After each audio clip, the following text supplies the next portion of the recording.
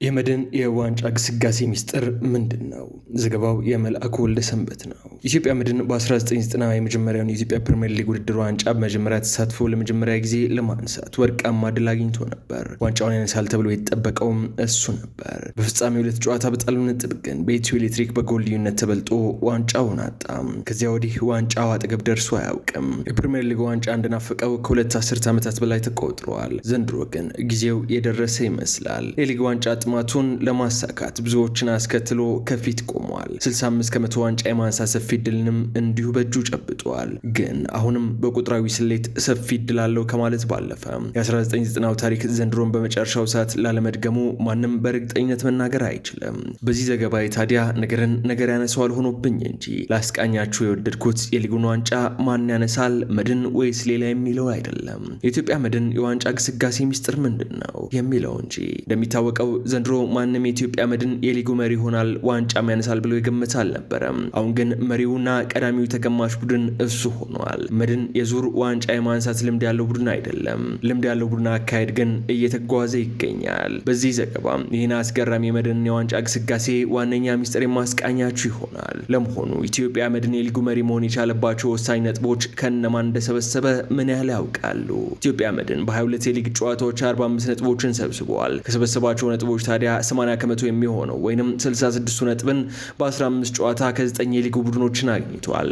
በየትኛውም ሀገር ሊግ ላይ ሻምፒዮን የሚሆኑ ቡድኖች ከዝቅተኛና ከቅርብ ተፎካካሪ ቡድኖች ነጥብ የሚሰበስቡና ለቡድኖች እኩል ግምት የሚሰጡ ናቸው ተብሎ ይታመናል። በየሀገር ዋንጫ የሚያነሱ ቡድኖች ይህን በተደጋጋሚ ሲያደርጉም ታይቷል። ዘንድሮም ኢትዮጵያ መድን ይህን ማድረግ ችሏል፣ እያደረገም ይገኛል። ብስራት ቲቪ ባደረገው የሊጉ ቡድኖች አፈጻጸም ዳሰሳ ኢትዮጵያ መድን በ22 ጨዋታ 49 ከመቶ የሚሆነውና 22 ነጥብ በሊጉ የደረጃ ሰንጠረዥ ከ14 እስከ 18 ደረጃ ላይ ከሚገኙ 5 ቡድኖች ማግኘቱን አረጋግጧል። መድን እስካሁን ከ5 ቡድኖች ጋር በሁለት ዙር 8 ጨዋታዎችን አድርጓል። ማግኘት ከሚገባው 24 ነጥብ 22ን ማግኘት ችሏል። ይሄም በአማካኝ በጨዋታው 2.75 ነጥብ ማለት ነው። ሌሎች ግን ይህን ማድረግ አልቻሉም። ለምሳሌ በፕሪሚየር ሊጉ ከሁለተኛ እስከ ስድስተኛ ያሉ ቡድኖች በወራጅ ዞኑ ካሉት 5 ቡድኖች ጋር ባደረጉት ተመሳሳይ ጨዋታ ያገኙት ነጥብ ከመድን በግማሽና ከዚያ በታች ያንሳል። በመድንና በሌሎች ቡድኖች አፈጻጸም መሃል ልዩነት ያመጣውም ይሄው ነው። መድን ዘንድሮ ለትናንሾቹ ብቻ ሳይሆን ለትላልቆቹም የማይመለስ ቡድን መሆኑን አስመስክሯል። ኢትዮጵያ መድን አሁን የሊጉ መሪ መሆን የቻለበትን 31 ከመቶ የሚሆነውን 11 ነጥብ ያገኘውም በፕሪሚየር ሊጉ ሁለተኛ እስከ ስድስተኛ ደረጃ ካሉት ቡድኖች ላይ ነው። መድን በአማካኝ በእነዚህ ጨዋታዎች 2 ነጥብ በማግኘት ቀዳሚ መሆንን ችሏል። አሁን ላይ ዋንጫውን ለማንሳት በሚፎካከሩ 6 ቡድኖች መካከል በተደረገ የእርስ በርስ ግንኙነትም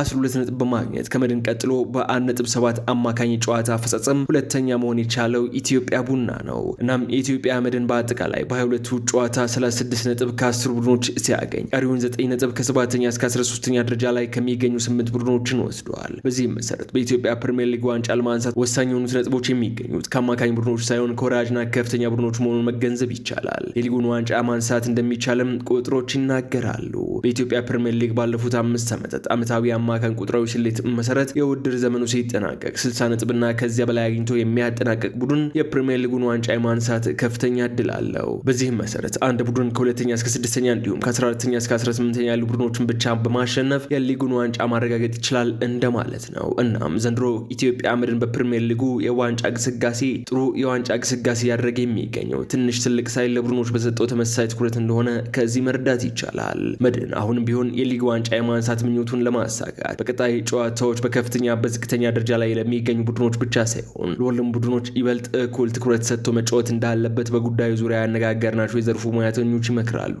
መድን የዛሬን ጨምሮ በቀጣይ ከሚያደርጋቸው 12 ጨዋታዎች 5ቱን የሚያደርገው 80 ከመቶ ነጥብ ከሰበሰበባቸው ቡድኖች ጋር ነው። 12 ነጥብ ሊያገኝ ይችላል ተብሎም ይጠበቃል። በ5 ዓመቱ የሊግ ሻምፒዮኖች አማካኝ ቁጥራዊ ስሌት መሰረት ኢትዮጵያ መድን የሊግ ዋንጫ ለማንሳት የሚያስፈልገው 15 ነጥብና ከዛ በላይ ነው። እናም እስካሁን ባለው አካሄድ ኢትዮጵያ መድን የሊጉን ዋንጫ ማንሳት ሰፊ እድል እንዳለው መናገር ይቻላል። እርግጠኛ መሆን ግን በፍጹም አይቻልም። ኢትዮጵያ መድን ዛሬ አዳማ ከተማን ይገጥማል። ማሸነፍ ከቻለም ከተከታዩ ኢትዮጵያ ቡና ጋር ያለውን የነጥብ ልዩነት ወደ 9 የሚያሰፋ ይሆናል።